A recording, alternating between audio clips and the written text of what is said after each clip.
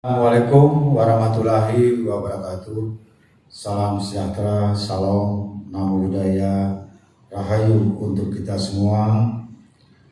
Yang saya hormati Ketua Umum Dewan Pimpinan Pusat Asosiasi Badan Permusyawaratan Desa Nasional. Tadi Pak Ketua Umum sudah menyampaikan sambutannya dan saya juga menangkap apa yang disampaikan beliau agar bisa diimplementasikan di Provinsi Bali.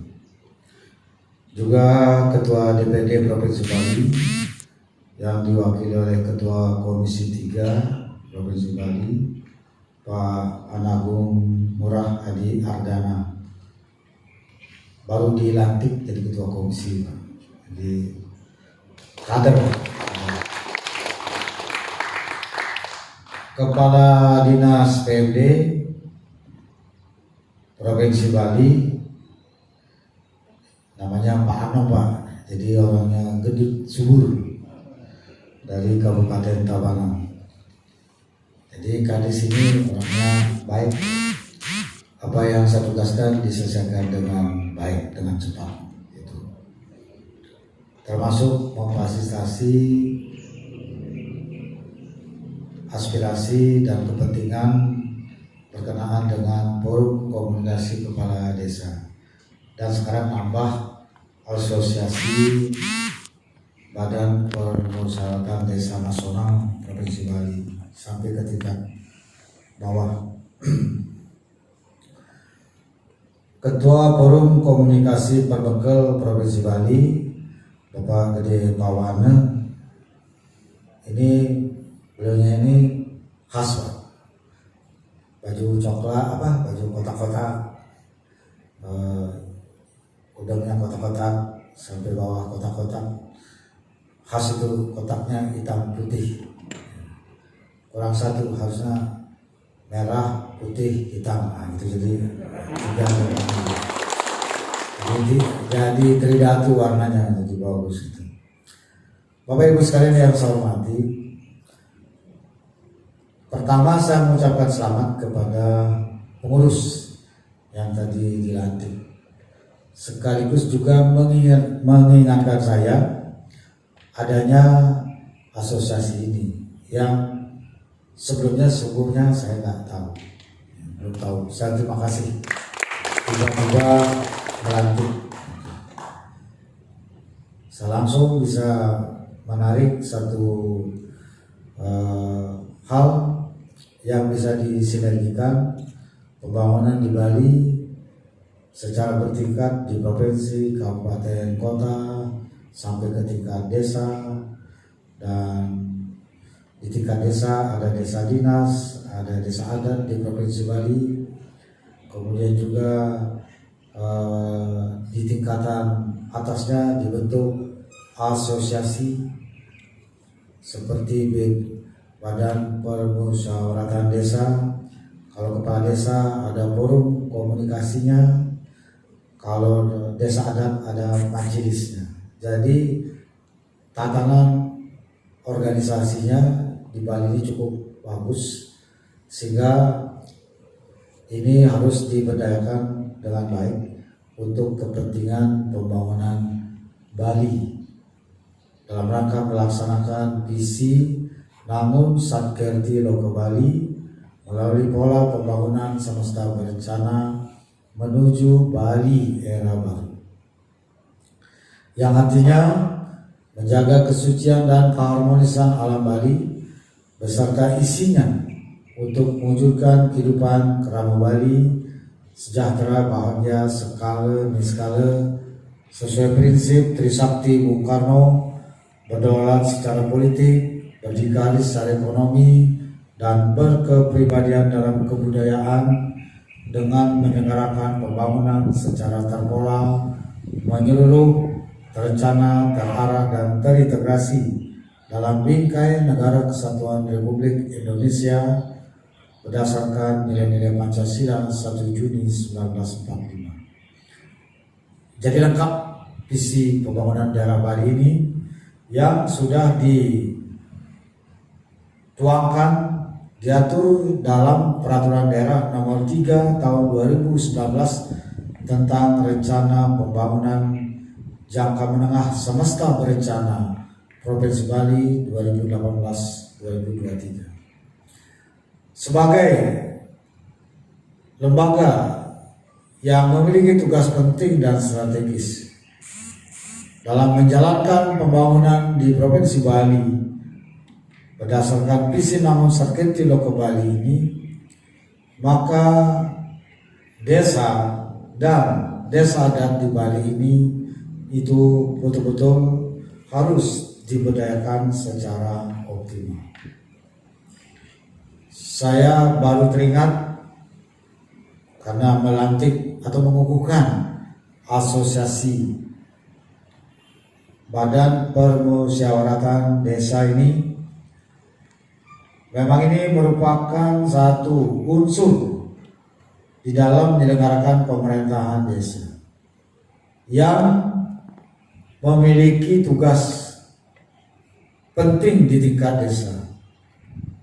Proses perencanaan, pelaksanaan, dan pengawasan pembangunan di desa, di tingkat desa.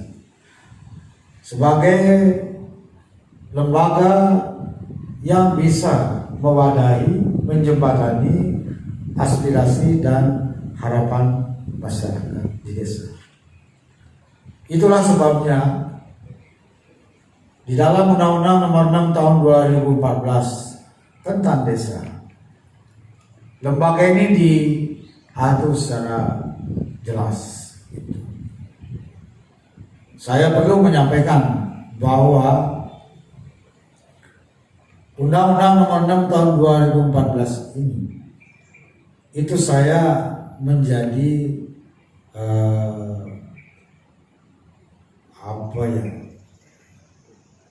konseptornya. Tidak saja konseptornya, tapi juga menjadi dapurnya. Dapur untuk mengolah konsep, merumuskan konsep, memfinalkan konsep sampai menjadi norma undang-undang. Gak tahu bagaimana itu di DPR saya waktu itu pada periode kedua, 3 periode di DPR, pertama 2004 sampai 2009, periode kedua 2009 sampai 2014, periode 3 2014 sampai 2019. Waktu tahun 2012 saya mendengar soal gerakan atau aspirasi dari para kepala desa terbaik di seluruh Indonesia yang menginginkan secara kuat perlunya undang-undang tentang desa. Itu saya di Komisi 10 tidak membidangi pemerintahan. Di Komisi 10 membidangi pendidikan, kebudayaan, pariwisata, pemuda, olahraga, perpustakaan nasional. Tapi saya juga duduk di Badan Anggaran dari tahun 2006 sampai selesai sebagai DPR. Saya mendengar ada aspirasi dari para kepala desa di seluruh Indonesia yang menginginkan terbentuknya undang-undang tentang desa. Tapi saya lihat di DPR-nya timbul tenggelam, nggak terus pak jadi nggak begitu, jadi ini nggak jelas. Saya dapat jalan waktu itu karena punya keinginan untuk membangun desa. Bicara saya sama kawan satu praksi saya, Mas Alim Ibu, yang di Komisi 2. Udah gitu saya bicara juga dengan kawan saya Ganjar Pranowo, satu fraksi juga yang sekarang jadi gubernur. Ya, itu kolega di fraksi yang suka saya ajak berdiskusi. Saya ngomong sama Mas Ganjar, Mas, saya ikut pansus ya di pansus tentang undang-undang desa ini. Langsung dikasih, oke, katanya gitu. Pak Koster kan menguasai anggaran negara, jadi supaya bisa kita merumuskan anggaran negara ini masuk ke dalam undang-undang untuk desa. Gitu. Dapat jalan langsung tancap. Masuk saya pansus tahun 2012. Begitu saya masuk, saya tancap. Betul-betul saya tancap, Pak. Walaupun saya bukan ketua pansus, bukan wakil ketua pansus, tapi saya bisa menggerakkan anggota. Bisa menggerakkan anggota fraksi lain. Dan bisa mengarahkan pimpinan pansusnya. Bahkan bisa memberikan arahan-arahan, pengetahuan untuk merumuskan undang-undang ini. Secara filosofi dan sosiologis. Saya mengangkat mengapa pentingnya kita ini ngurus desa secara utuh dan tuntas. Karena sebagian besar warga kita, rakyat kita di Indonesia adanya di desa. Organisasi paling rendah dari pemerintahan ini yang mengurus rakyat itu di desa. Jadi desa itu mengurus warga kita. Dan kalau dihitung-hitung antara warga yang ada di desa, kalau kita harus hadapkan dengan yang di luar desa atau kota, sebagian besar itu ada di desa. Itu porsinya sebagian besar warga kita ada di desa.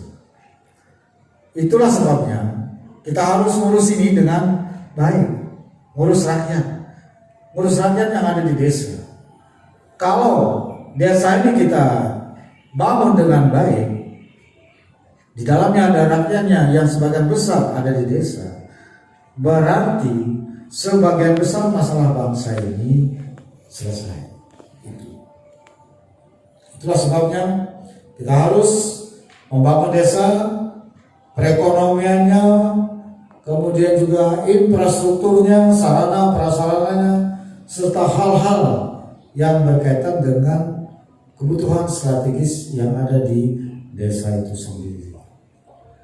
Juga bagaimana menjadikan desa itu sebagai lembaga untuk mempercepat pembangunan perekonomian, meningkatkan kesejahteraan masyarakat melalui desa dengan segala potensi yang ada di desa, sehingga terjadi keseimbangan antar wilayah provinsi, wilayah kabupaten, wilayah kecamatan, dan wilayah desa.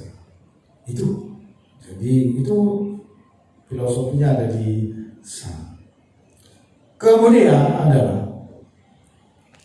kalau pembangunan di desa ini bisa dijalankan dengan baik, perekonomiannya berkembang di desa, pusat-pusat perekonomian tumbuh di desa, maka masyarakat itu dia akan bekerja di desa, hidup dia di desa, mau dia berkerumun di desa, membangun desanya, membangun perekonomiannya, dan dia akan membuka lapangan kerja di desa.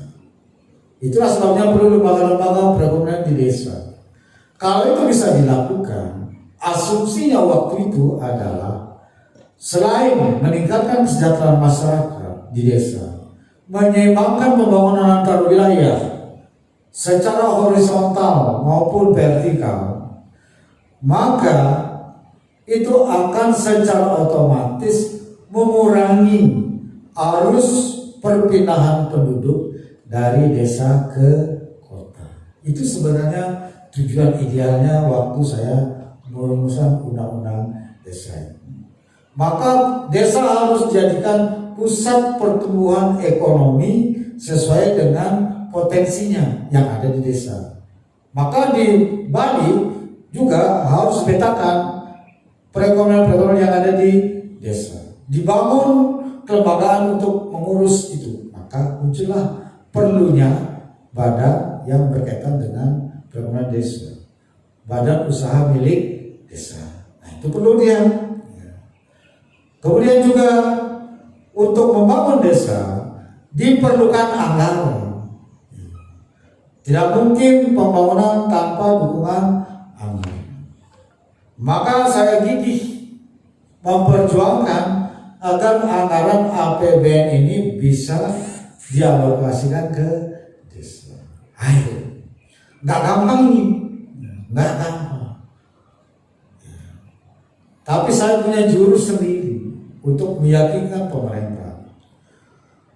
Ada pengalaman empiris sebagai anggota dewan yang menjadi bagian daripada skenario yang dipakai untuk berargumentasi bahwa apa yang dilakukan itu bisa menimbulkan distorsi atau ketimpangan antar wilayah. Karena masing-masing kementerian punya program yang jatuh ke desa. Terutama Menteri PU ada pembangunan infrastruktur desa. Saya ingat sekali per desa dapat 250 juta. Siapa yang mengakses ini? Bagi wilayah provinsi, kabupaten, desa yang punya anggota dewannya duduk di komisi 5 yang membidangi infrastruktur atau duduk di badan anggaran yang punya kewenangan mengalokasikan anggaran, maka desa-desa itu bisa mendapatkan akses anggaran ini 250 juta. Saya dapat ya, untuk di Bali, di sini. Tapi kan hanya sebagian kecil. Kemudian masyarakat yang punya akses dengan kementerian, nah gitu. Siapa yang punya akses, dia yang dapat. Kalau formula umum nggak ada, nggak ada. Jadi karena itu bisa dibayangkan kalau anggota dewan itu dia selama 3 periode dia terus memelihara konstituennya, maka yang dapat dana 250 juta per desa itu, yaitu terus. Karena itu dipelihara sebagai konstituennya. Dan sebaliknya bagi yang nggak punya dewan, terus-terusan dia nggak dapat. Apa yang terjadi? Itu ketimpangan sarana prasarana dan infrastruktur antar desa. Saya menjadi pelaku yang langsung ada di dalamnya yang wah kata nih sebenarnya. Kalau begini kasihan dia. Jadi saya ngurus, apalagi dia saya dari sini partainya yang itu enggak, biasanya saya kalah lagi di situ, nggak usah diurusin, akhirnya begitu dia. Nah, jadi tapi kan nggak boleh begitu. Membangun negara dengan konstitusi harus ada asas prinsip-prinsip keadilannya. Jangan sampai ada anggota dewan yang di komisi 5 jalannya maju, yang ada di komisi 9 urus kesehatan rumah sakitnya bagus, yang ada di komisi 10 sekolahnya bagus. Lantas bagaimana kalau dia tidak ada di komisi itu? Ada saya di komisi 11 ngurusin anggaran, cuma ngurusin doang. Uangnya ada di Menteri Keuangan, uangnya ada di bank, nggak bisa diapa-apain. Anggota dewannya nggak bisa menyalurkan, nggak bisa mengaspirasikan. Jadi nggak pernah dapat dia. Atau di komisi 3 urusannya hukum. Kalau ke daerah dijemput-jemput Polda sama kejaksaan, sama pengadilan, sama apa lagi.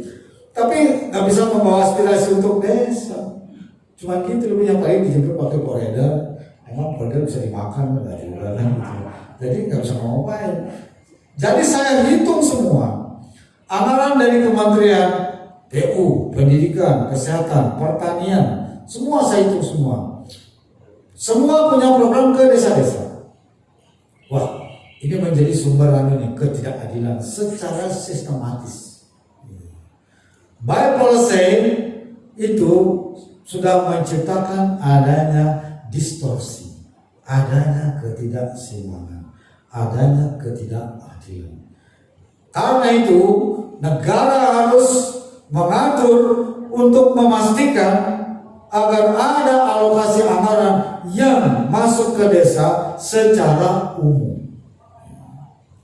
Kalau alokasi kepada provinsi dan kabupaten kota ada dana alokasi umum, maka di tingkat desa harus juga ada yang mirip-mirip seperti itu, supaya secara standar desa itu memiliki kemampuan fiskal yang memadai menurut luas wilayah, jumlah penduduk, tingkat kemiskinan, pertumbuhan ekonomi, dan akses yang ada di desa. Ini Pak yang saya pakai. Kalau sudah berjalan dengan itu Pak, nggak ada orang yang bisa. Nggak bisa. Saya bisa tek. Oh, udah. Saya hafal karena ini yang saya keluarkan jurus. Maka harus diberikan dukungan anggaran untuk desa dari APBN. Tapi pertentangannya kuat. Menteri Keuangan tidak setuju, Menteri Bappenas tidak setuju. Pak Mendagri waktu itu Pak Gamawan Fauzi nyerah, nggak bisa. Tapi saya nggak habis akal. Terus nih, saya buatin paparan. Kementerian ini sekian, kementerian ini sekian, kementerian ini sekian, kementerian sekian. Total, saya minta Bappenas coba hitung minggu depan bawa ke sini berapa jumlah? Total 30-an triliun lebih. Jadi saya langsung bisa mengatakan kepada Menteri Keuangan dan Bappenas, jangan dinilai alokasi anggaran desa ini menimbulkan beban fiskal baru. Yang ada adalah kita bisa melakukan sinkronisasi, harmonisasi anggaran. Yang ada di semua kementerian itu kita blok, jadikan satu pintu, itu yang kita bagi ke desa. Sehingga dengan demikian semua desa dapat. Nah, gitu rumusnya. Tapi kita buatkan lantas rumus di undang-undang ini supaya dia makin naik APBN, makin naik dana alokasi ke dana perimbangannya, makin naik juga dana ke desa. Sebutkan rumusnya Pak. Jadi nggak perlu ngomong lagi, asal APBN naik lagi ya. Target kita waktu itu adalah nantinya per desa 1,5 miliar per desa. Waktu undang-undang ini dibuat ada 73.000 desa se-Indonesia. Kalau itu dialokasikan 1 miliar saja rata-rata, berarti butuh 73 triliun.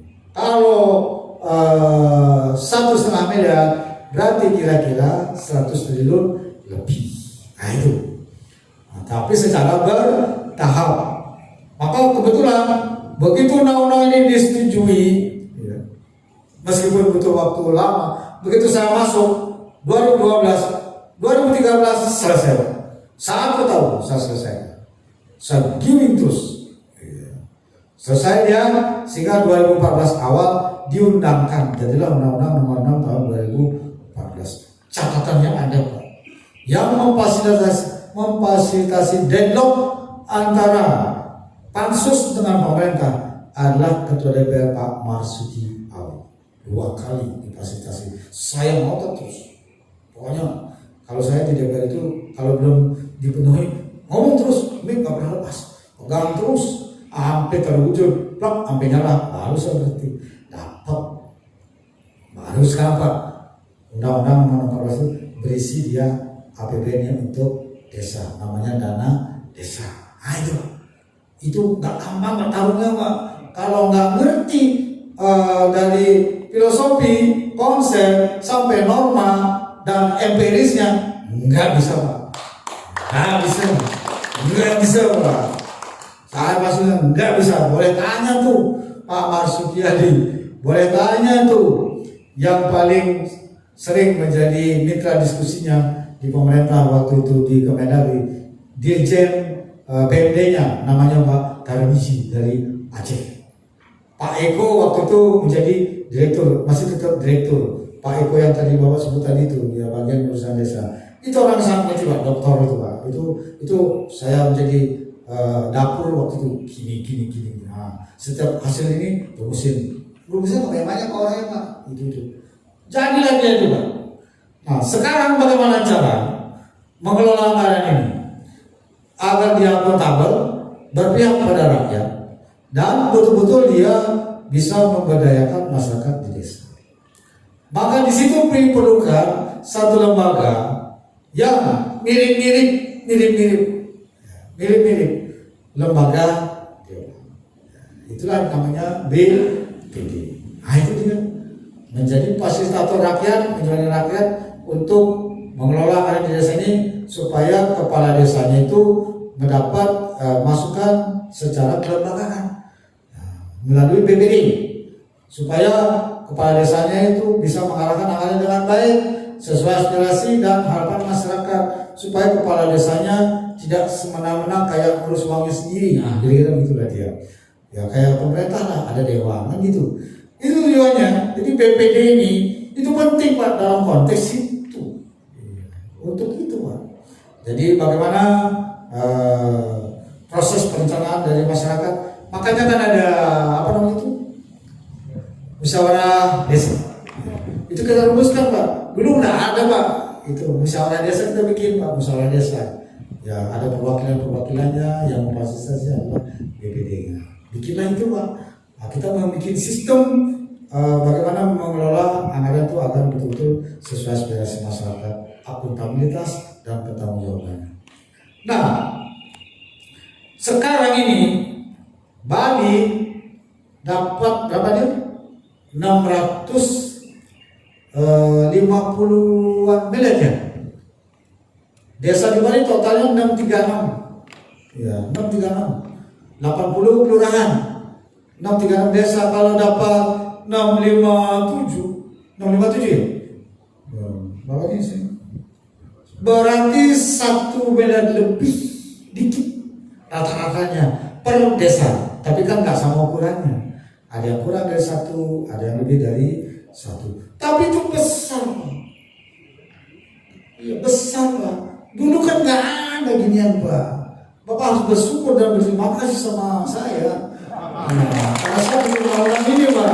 Dan saya taruh Pak. Bapak boleh tanya Pak Tarmizi di JPMD, Pak Gamawan Fauzi itu jongkok-jongkok di bawah sampai pagi mau merumuskan finalnya. Nyerah Pak. Ya sampai jam 3 pagi, sampai jam 4 pagi saya tak pernah nyerah, madret itu. Saya selesaikan bisa Pak. Akhirnya pemerintah setuju. Jadilah ini. Baru saya bahagia Pak itu. Jadi udah dapat nih gitu. Ya. Karena itulah saya dipilih oleh masyarakat Bali dengan suara cukup banyak. Nah, Bapak Ibu sekalian, sekarang bagaimana agar dana desa ini dari APBN ini betul-betul dapat kita kelola secara efektif, efisien, tepat sasaran, dan ada fokus yang jelas. Ini perlu. Karena desa di Bali itu juga didampingi atau berada sejajar dengan desa adat. Desa adat di Bali juga dapat anggaran sekarang 300 juta per desa adat. Total 149 desa adat, sehingga seluruhnya 447,9 miliar. Banyak Pak. Kalau digabung dia desa dinas itu 650 tambah 447 kan 1 triliun Pak. Kembali Pak untuk wilayah kecil ini Pak. Kalau ini dikelola dengan baik, secara terarah, terfokus, terintegrasi dia, bersinergi dia, banyak hal yang bisa diselesaikan di desa. Maka ini perlu pengaturan. Saya akan mensinkronkan penggunaan dana ini di Bali. Seizin Bapak Menteri Desa. Misalnya, fokus pada bidang-bidang tertentu. Jangan terlalu kaku dengan peraturan Menteri Desa itu. Iya. Kalau diatur secara sama di Republik, padahal kondisinya kebutuhannya beda-beda, maka uang yang menyalur ke desa ini, di desa ini, tidak akan pernah konkret menjadi sesuatu yang bisa diwujudkan secara nyata, bisa dilihat outputnya dengan jelas, dengan kasat mata. Tidak ada sesuatu yang bisa dibangun secara monumental dan fundamental bagi desa itu sendiri. Ini perlunya Pak. Sekarang polanya ini adalah pola anggaran. Jadi ada uang sekian, ini paman butik, ini paman butik. Nah, maksudnya gitu Pak. Mas Pak Ketua, ini dapat dikit, ini dikit, ini dikit, supaya sama-sama dapat semua. Nah, akhirnya apa Pak? Uang habis Pak. Ya. Apa istilahnya kami dapat hujan gerimis di mana-mana. Udah itu hilang Pak. Nggak jadi apa dia. Itu makanya harus diarahkan dia. Maka saya sudah duduk dengan Pak Kadis PD, dengan Porkom untuk ke depan, ya, tolong ini DPD-nya juga backup. Bagaimana misalnya di antara anggaran yang ada ini sekian persen kita tuntaskan untuk menjawab masalah sampah. Itu saja selesai Pak. Sampah aja. Bali ini bebas sampah, keren Pak. Kalau bisa kita declare Bali bebas sampah dengan cara pengolahannya di desa, dengan peralatan yang diperlukan, dengan dana yang diperlukan, saya kira, keren Pak. Maka ini yang sebenarnya saya ingin sampaikan dengan Pak Kadis, forum kepala desa, provinsi, kabupaten kota sampai ke desa, kita rancang ini secara bersama-sama. Apakah dimulai tahun 2021 atau dimulai tahun 2022. Maksud saya adalah di Bali ini ada dua peraturan. Peraturan gubernur berkaitan dengan pengelolaan sampah berbasis sumber. Peraturan gubernur pembatasan timbulan sampah plastik sekali pakai. Dua-duanya ini adalah sampah. Dua-duanya ini harus kita bersihkan. Di Bali ada desa dan ada desa adat. Desa adat tugasnya mengeluarkan paralon, aturan untuk menertibkan warganya untuk urusan sampah. Lantas desanya diberikan tugas manajemen mengolah sampah. Yakin sampah.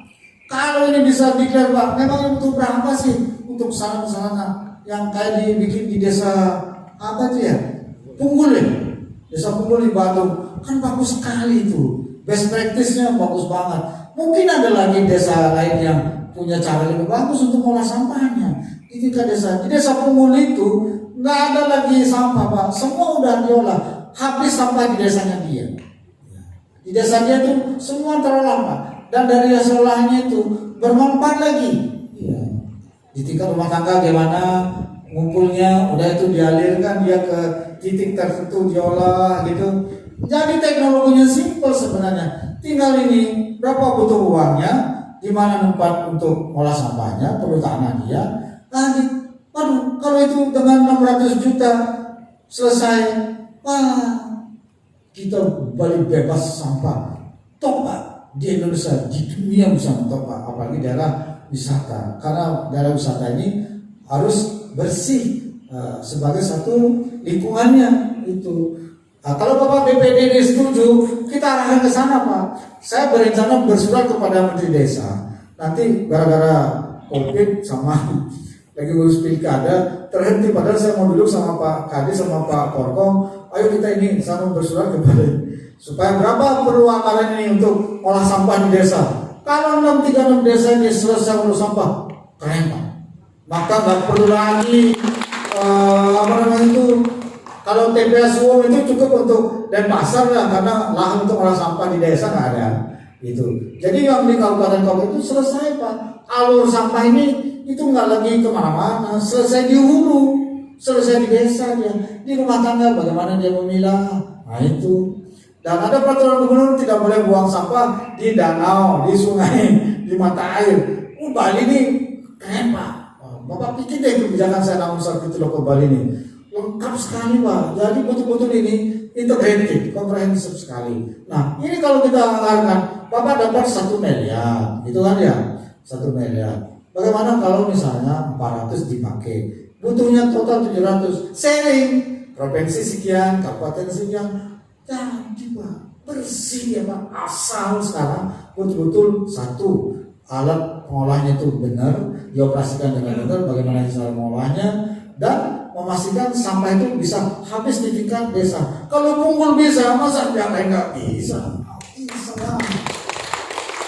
Itu Pak, kita bisa bicara Pak, Bali bebas sampah, keren Pak. Nah itu Pak, baru Pak. Kita mau kejang urusin, akhirnya kejang hilang. Suatu apa kan tidak ini? Nah, jangan begitu Pak. Jadi eman-eman ini cara pedagang PC gitu. Jadi supaya jelas ya. Kalau nanti uangnya segini dari desa, bersih desanya. Oh kan begitu Pak. Sekaligus juga kita membangun budaya hidup bersih untuk masyarakat. Jadi inilah yang menjadi titipan saya kepada BPD sebagai lembaga yang memiliki dan diberikan kewenangan oleh undang-undang untuk melaksanakan proses perencanaan, pelaksanaan dan pengawasan dana desa, baik yang bersumber dari APBN, APBD, maupun juga yang bersumber dari pendapatan asli desa itu sendiri. Selain tentunya adalah program-program yang selaras dengan pemerintah provinsi, kabupaten dan kota lainnya. Tentu yang utama adalah ada poin yang terjawab tuntas. Mesti begitu Pak. Kalau enggak berapiak Pak. Kamu main bisnis, apa kadang pada kami gitu. Jadi akhirnya uang habis percuma gitu aja. Jadi saya Pak, jangan begitu Pak. Ya, saya sekarang mulai fokus Pak. APBD yang terbatas ini apa yang mau diselesaikan? Jangan dibagi habis, nenangin, nagih. Apa kan dia perkataan telah lagu akhirnya 5 tahun hilang aja, sing tadi aku, ya ke dalam bis. Jangan begitu ya. Saya titip sama BPD ya di tiap-tiap desa nih Pak Korkom ini. Nanti kita duduk lagi secepatnya Pak Kadis untuk merencanakan ini supaya betul-betul darah. Kalau memang dipandang perlu harus merubah peraturan desa dari kementerian, itu kita bisa usulkan sebagai upaya sinkronisasi pembangunan pusat dan daerah. Saya kira itu yang perlu saya sampaikan. Terima kasih sekali dan saya senang sekali karena baru pertama saya bisa bertatap muka dengan BPD se-Bali oleh pertama. Sudah lama saya dengar, tapi saya belum pernah ketemu langsung. Nah, cuma sekarang karena COVID dan bisa lama-lama dan harus jaga jarak. Nah, nanti kalau sudah sembuh COVID-nya, kita kumpul di mana lagi. Saya rindu sebenarnya seperti juga dengan ketemu kepala desa, harus dengan BPD se-Bali ketemu. Ini kan baru wakil-wakilnya doang nih. Jadi kita ketemu nanti untuk harmonisasi, sinkronisasi dan menyamakan persepsi pembangunan di Bali dalam pelaksanaan visi Namun Sakerti Loke Bali. Saya kira itu yang perlu saya sampaikan. Terima kasih. Kalau yang kurang mohon maaf. Saya Dimas Santi. Om Santi Santi Santi Om.